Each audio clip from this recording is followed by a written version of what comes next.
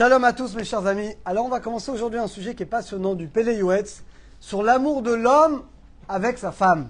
Alors le cours est dédié pour Menachem Sultan, une grande bracha matérielle, spirituelle pour lui et toute sa famille et tout le clan d'Israël. Alors écoutez bien, d'abord c'est divisé en plusieurs parties. Donc ne me dites pas ça c'est pour l'homme, ça c'est pour la femme, on va voir les deux.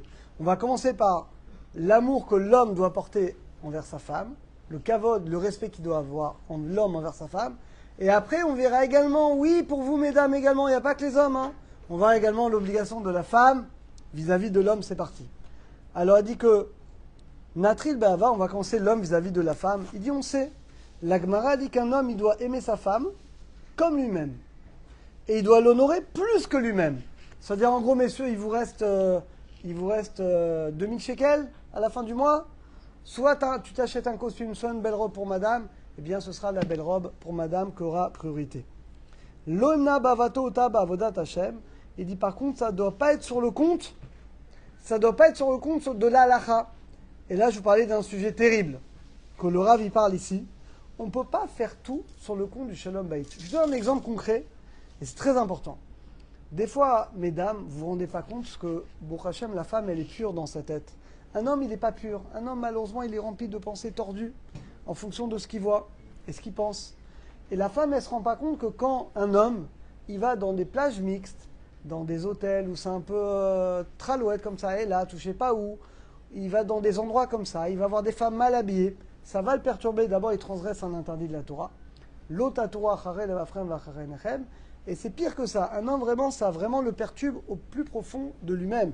Si une femme, elle savait ce que son mari, il pense quand il voit ça, alors elle lui interdirait d'aller là-bas. Et des fois, un homme, par faiblesse, pour faire plaisir à sa femme, il dit, bon, bah d'accord, allez, viens, on va dans cet hôtel, on va, je reste dans un mariage où il y a des danses, je reste pour lui faire plaisir, etc. Et toi, tu as l'impression que c'est une mitzvah que tu fais. C'est pas une mitzvah, c'est une faute, c'est une avéra. Tu peux pas, pour faire plaisir à ta femme, faire une faute, faire quelque chose que la Kadosh Baruch Hu, finalement, il t'interdit de faire. Et donc, il faut faire attention. On ne peut pas aujourd'hui, les gens, ils adorent mettre tout sur Shalom Bayit.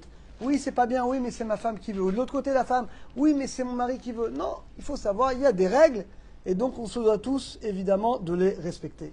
Donc il dit, quand on dit l'amour de sa femme, on doit l'aimer, mais il dit que l'essentiel, c'est l'amour du nefesh, de l'âme.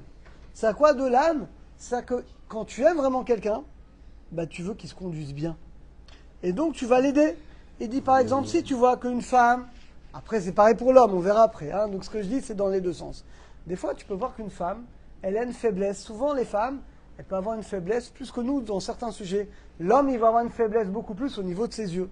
Une femme elle voit un homme, même en maillot de bain, ça ne va pas lui faire grand chose normalement. Un homme ça va le perturber. Par contre des fois des sujets comme le lashon hara, comme la colère, des fois les femmes vont être plus soumises que les hommes. Alors, des fois c'est le contraire, des fois nos âmes ça arrive, que ce soit le mari, que ce soit plus que la femme. Donc ça dépend. Alors dans ce cas-là, imaginons que c'est la femme qui a plus tendance à dire du lashon hara, à s'énerver. Alors le mari, il doit l'aider. Il doit lui faire des divrei Torah, lui expliquer la halachot du Chavetz Chaim, pour finalement l'aider. Dans le cas contraire également, si c'est le mari qui a tendance à dire du lashon hara, alors la femme ne peut pas lui dire « Ah, ça sur ce que tu dis ». Ça sert à rien, il va s'énerver. Prends un livre du Chavetz Chaim et tu l'étudies tous les jours avec ton mari. Tu vas voir que d'un coup, il va apprendre à fermer sa bouche. Donc finalement, pareil pour les brachot, pour Shabbat. Regardez toutes les lois de Shabbat. Pareil, s'il y a un des deux qui est faible dans le Shabbat, ou il ne connaît pas, alors l'autre, il va prendre un livre de Shabbat, et tous les Shabbats, il va lire un quart d'heure d'Achot. C'est sûr que si tu t'énerves, tu dis « Ah, ça assure de faire ça !» Alors tu as tout gâché. Et tu as gâché ton Shalom Bayit, et tu as gâché ton Shabbat. Donc tu dois le dire avec gentillesse, et tu dois le dire avec amour, mais il faut le dire. On ne peut pas, mes chers amis, mettre des œillères. J'ai rien vu, je sais pas, fais ce que tu veux. Non, ça marche pas comme ça. Tu as une responsabilité, c'est ta femme, tu es son mari, on s'aime, mais on a une responsabilité chacun envers l'autre, donc on doit s'aider. Donc premièrement, le vrai amour, c'est finalement l'amour de l'âme, l'amour qu'on va respecter notre rôle dans ce monde. L'autre, alors il dit, à plus forte raison, si quelqu'un il a une femme intelligente, qui a du sechel, qui a de l'intelligence, alors encore une très très grande épreuve, il dit même ça, il faut il faut avoir la force, la prière pour accepter cette épreuve, pour aider l'autre aussi à se calmer. Si l'autre il n'arrive pas à se calmer, bon, on va lui faire du moussard sur la passion, la gravité de la colère. Si c'est quand même toujours pas, bon, on l'enverra chez un psychologue pour l'aider à comprendre pourquoi, peut-être dans son enfance, il a vécu des traumatismes qui expliquent que maintenant il va s'énerver.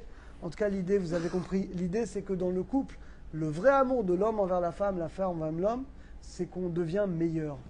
Mais c'est pas de fermer les yeux, de dire fais toutes les fautes que tu veux, j'ai rien vu, continue ta vie. Non, on doit s'aider. L'amour, ça veut dire s'entraider.